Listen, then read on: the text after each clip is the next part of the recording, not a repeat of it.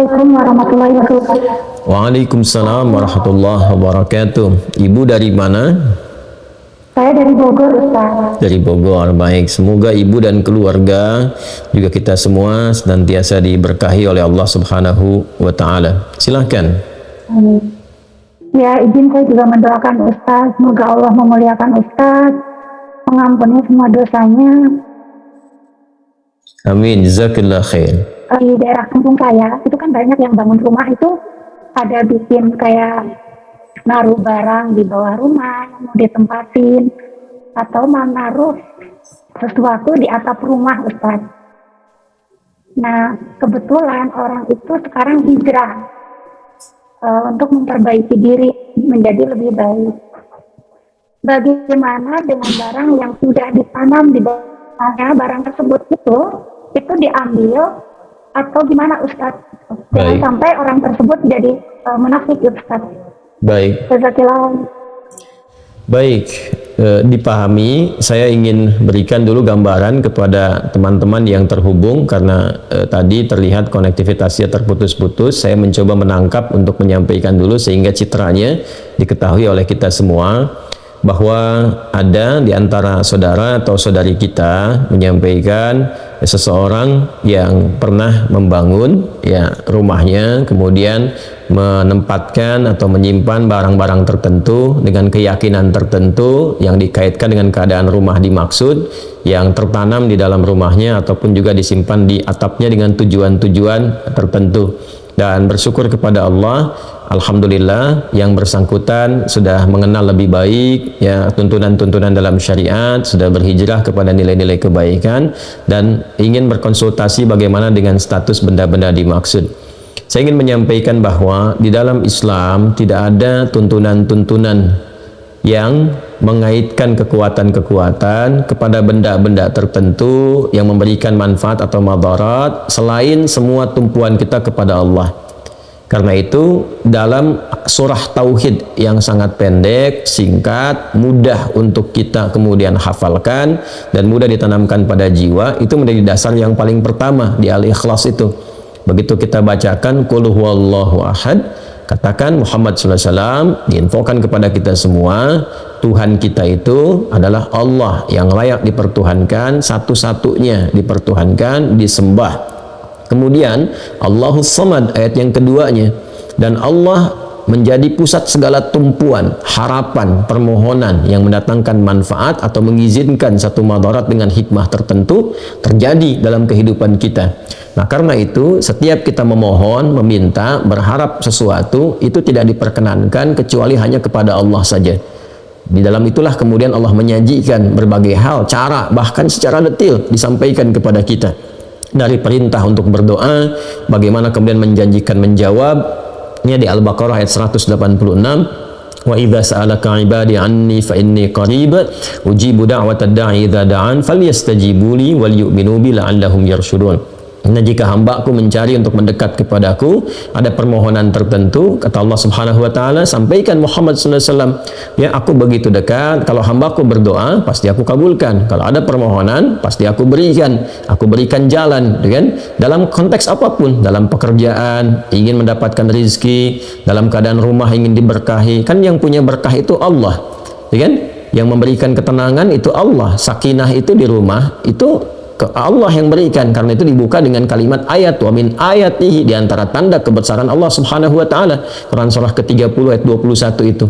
Jadi kalau di rumah ingin mendapatkan ketenangan, sakinah, tidak ada gangguan, enggak ada macam-macam, kemudian mawaddah, rezekinya mengalir bagus ya, bermanfaat rumahnya, rahmah, ada cinta kasih yang dalam di dalamnya untuk keluarga besar. Itu yang punya siapa? Sakinah, mawaddah siapa? Rahmah siapa? Allah, enggak ada yang lain.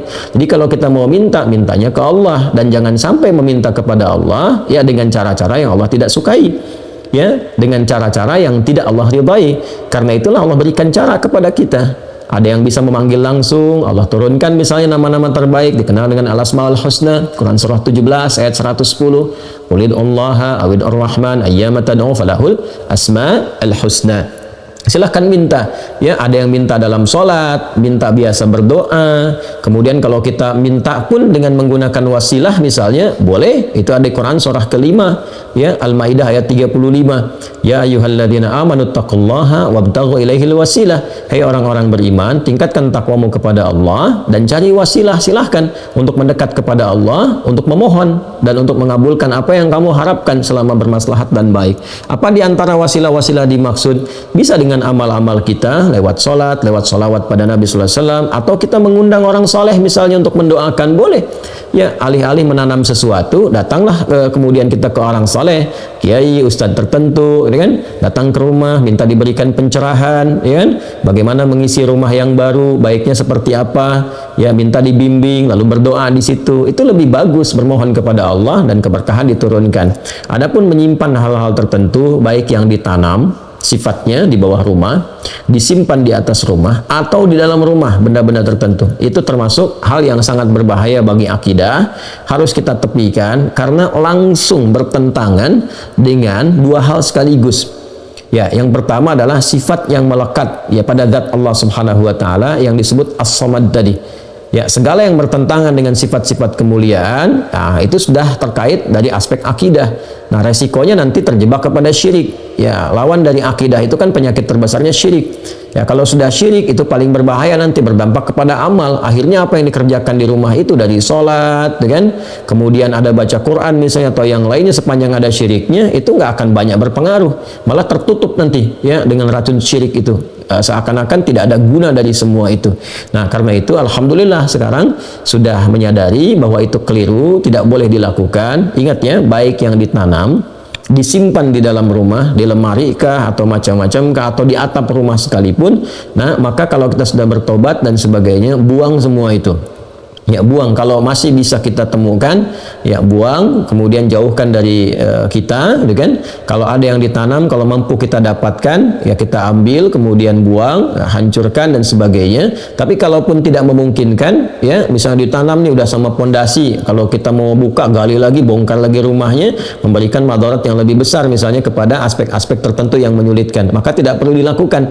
Yang penting kita hilangkan keyakinannya. Sudah, hilangkan, jauhi, kemudian bertobat dari itu semua, tidak perlu diakses-akses, ingat-ingat lagi, tepikan seluruhnya, kembalikan kepada Allah. Karena saat menyimpan-nyimpan seperti itu, jin nanti ikut ke situ. Jin, ya ada jin yang menyertai kehidupan kita di dalam rumah, namanya dasim. Dasim itu setan rumah. Ya, jin pengganggu dari kalangan setan, ya setannya dari kalangan jin, sebutannya dasim. Nanti ada 9 jenis ya. Kemarin kan saya baru sebutkan setan yang menggoda wudhu walhan, setan menggoda orang sholat, itu kan khinzib. Nanti ada setan yang memang mengganggu di sekitaran rumah, dia bisa menciptakan konflik antara suami istri. Itu di surah kedua Al-Baqarah di ayat yang ke-102, bainal mar'i wa zauji, antara suami dan istrinya. Ya, diberikan sifat-sifat buruk, dorongan macam-macam, kadang-kadang dikaitkan ke pekerjaan dan sebagainya. Dia bisa menciptakan ketidaktentraman di dalam kondisi rumah, seakan-akan nyaman padahal itu ada satu bara dalam sekam. Kadang-kadang masuk dalam mimpi, ngasih mimpi buruk, atau memberikan was-was ketika masuk ruangan tertentu dan sebagainya.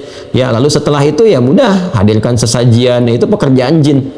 Ya, sesajian di dalam rumah atau di luar rumah, atau dengan melakukan tindakan tertentu, itu kemusyrikan yang parah nantinya. Karena itu cara untuk mengatasinya, kalau masih bisa diakses, buang sekalian. Ya, kalau tidak bisa diakses atau diakses menyulitkan sekali, sudah cukup hilangkan keyakinannya, bertobat kepada Allah, hilangkan keyakinannya, tingkatkan ibadah kepada Allah Subhanahu wa taala. Nanti dengan sendirinya jinnya akan meninggalkan. Di Quran surah Al-Jin sendiri, surah Al-Jin di ayat yang ke-6 itu jelas Allah sampaikan, wa annahu kana rijalun minal insi ya'udzuuna birijalin minal jinni fazaduhum rahaqa. Dan sungguh ada sementara manusia itu berkongsi dengan jin, minta perlindungan, ya, kemudian minta sesuatu yang diduga mendatangkan manfaat, padahal itu sangat merugikan, kata Allah Subhanahu wa taala. Merugikan dunianya, merugikan akhiratnya. Merugikan dunianya hanya memberikan beban, nanti diminta ini itu dan seterusnya, kalau tidak ya menghadirkan resiko-resiko. Ya, kemudian di akhiratnya pun ya terjebak dalam suasana syirik yang tidak memungkinkan mendapatkan manfaat dari semua amal yang pernah dikerjakan. Alhamdulillah saya ikut berbahagia, semoga dilindungi oleh Allah Subhanahu wa taala, istiqamah. Nanti kalau itu sudah ditinggalkan, yang penting dari keyakinan kita, bertobat kepada Allah, sesali itu semua, tinggalkan itu, ganti dengan ibadah, nanti pengaruhnya akan hilang. Ya, walaupun di awal-awal itu akan terasa, ya ada gejolak-gejolak seperti menahan kita, tapi kalau kita terus yakinkan, baca ayat-ayat perlindungan, Ya, ayat-ayat perlindungan itu pertama ada yang wujudnya surah Al-Fatihah. Ya, ini untuk melatih kemantapan jiwa dari gangguan-gangguan waswas jin dan semisalnya. Itu ada beberapa ayat-ayat. Satu, surah Al-Fatihah yang 7 ayat ya, dari Bismillahirrahmanirrahim sampai waladhdallin. Kemudian Al-Baqarah ayat 255. Ya, ayat Al-Baqarah ayat 255. Kita kenal dengan ayat kursi. Ya. Kemudian yang ketiga itu 3 muawwadzatain, muawwadzatus salas ya, ada 3 surah perlindungan, Al-Ikhlas, Al-Falaq, An-Nas. Al-Ikhlas, Al-Falaq, An-Nas. Ini yang paling pokok, itu ada 3 ya, Al-Fatihah, kemudian ayat kursi, Al-Ikhlas, Al-Falaq, An-Nas. Kadang-kadang ada yang menambahkan dengan 5 ayat pertama surah Al-Baqarah dari Alif Lam Mim sampai wa ulaika humul muflihun, lalu ditambahkan dengan penutupnya Al-Baqarah la yukallifullahu nafsan illa wus'aha. Itu bagus juga kalau dikomplitkan sampai 5 bagian ini. Jadi kalau mau diurutkan sesuai dengan urutan tertibnya, Al-Fatihah 7 ayat, 5 ayat pertama dari surah Al-Baqarah sampai wa ulaika humul muflihun, kemudian ayat 255 ayat kursi. Kemudian selanjutnya yang keempat, akhir ayat Al-Baqarah ayat 286. Dan yang kelima bagian terakhir, 3 surah terakhir dalam Al-Quran, Al-Ikhlas, Al-Falaq, An-Nas. Nah, kalau kita konsisten melatih dengan itu, baca, jadikan zikir kita, kalau terjebak pada yang seperti tadi, pengaruh-pengaruh dan sebagainya, nah itu Allah akan mengangkat ya pengaruh-pengaruh jin tadi, pengaruh-pengaruh yang tidak baik, was-was, ketakutan, ada ini, itu diangkat oleh Allah, diganti dengan penanaman tauhid, kekuatan-kekuatan Rabbani namanya, kekuatan Rabbaniyah, tanamkan pada jiwa kita sehingga yang tadi itu hilang. Nah, mengangkat sesuatu dari dalam diri kita dan mengganti dengan baiknya, itu yang disebut ruqyah namanya. Karena itu 5 bagian tadi disebut dengan ayat-ayat ruqyah atau surah-surah ruqyah. Itu bisa dengan meruqyah diri sendiri, pribadi kita. Dia membiasakan, jadi mengeluarkan sifat-sifat jelek yang ada dalam diri kita, entah pengaruh dari nafsu atau pengaruh dari was-was setan. Ya, itu dibiasakan juga oleh para ulama. Makanya setiap sholat kan ada surah-surah berzikir kan. Ya, 3 surah terakhir termasuk surah Al-Baqarah 255, ayat kursi itu kan kita pakai lewat zikir. Ya, Al-Fatihah kita pakai, kemudian 5 ayat juga di pembuka Al-Baqarah dan 1 ayat terakhir penutupnya kita pakai juga. Dan yang paling populer kan Al-Ikhlas, Al-Falaq, An-Nas. Nah, itu saya kira yang bisa dilakukan ya Bu. Kalau bisa diakses, ambil barangnya, buang, gitu kan, hancurkan. Kalau nggak bisa sama sekali seperti ditanam, ya tidak harus melakukan tindakan yang beresiko lebih besar lagi, ya baik kepada finansialnya, ataupun juga kesulitan untuk tinggal, atau bahkan merombak, memberikan beban lebih. Cukup tinggalkan, sesali, gitu kan, dan jauhkan, lalu mulai meruqyah diri kita sehingga terbebas dari pengaruh-pengaruh benda yang dimaksudkan.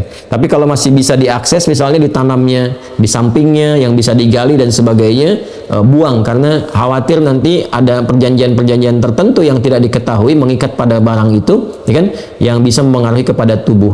Ya, tapi kalau sudah tidak sama sekali bisa ditemukan, 5 bagian tadi tolong dilakukan untuk bisa menghadirkan perlindungan dari Allah Subhanahu wa taala dan mematikan ya jaringan-jaringan keburukan tadi yang mungkin hadir di situ, yang dimanfaatkan oleh jin tertentu, kalangan tertentu dari waswas syaitan. Saya kira seperti itu Bu ya, dan mudah-mudahan keluarga dijaga selalu, istiqamah dalam kebaikan, dan kita semua mudah-mudahan juga kembali kepada Allah dalam keadaan husnul khatimah insyaallah. Wallahu taala a'lam bissawab. Jazakallahu khair.